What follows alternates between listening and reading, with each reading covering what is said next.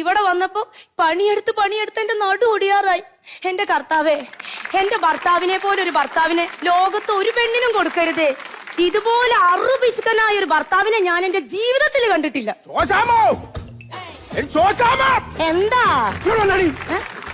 ഉണ്ടാക്കി വെച്ചേക്കുന്നേ? ദോശ. എന്റെ ശോശാമ ദോഷം പറയരുതല്ലോ. ഓരോ ദിവസം കൂടി വരുന്നവരനുസരിച്ച് ഈ ദോശയുടെ കട്ടി കൂടിക്കൊണ്ടിരിക്കുവല്ലോ ശോശാമ.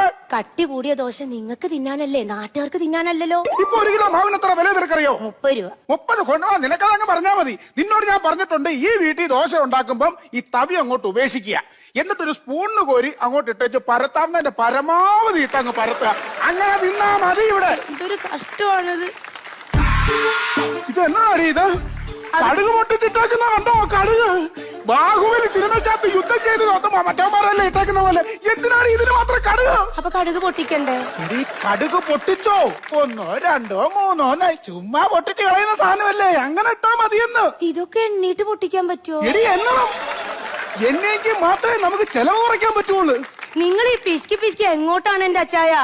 കാശിന് പിശുക്ക്, ആഹാരത്തിന് പിശുക്ക്, ഇട്ട ഡ്രസ്സിന് വരെ പിശുക്ക്. ഇതേ ഓട്ടയുള്ള ബനിയൻ, ഇതൊക്കെ ഒന്ന് മാറ്റിയിട്. ഇത് ആൾക്കാർ കണ്ടു കഴിഞ്ഞാൽ ധർമ്മക്കാരാന്ന് വിചാരിക്കും. പിന്നെ വീട്ടിലിരിക്കുന്ന ഞാൻ ഇനി തിരുവിതാംകൂർ മഹാരാജാവിന്റെ ഉടുപ്പും കിരീടം വെച്ചോണ്ട് നടക്കാടി ഇതിനകത്തൂടെ. ശരി.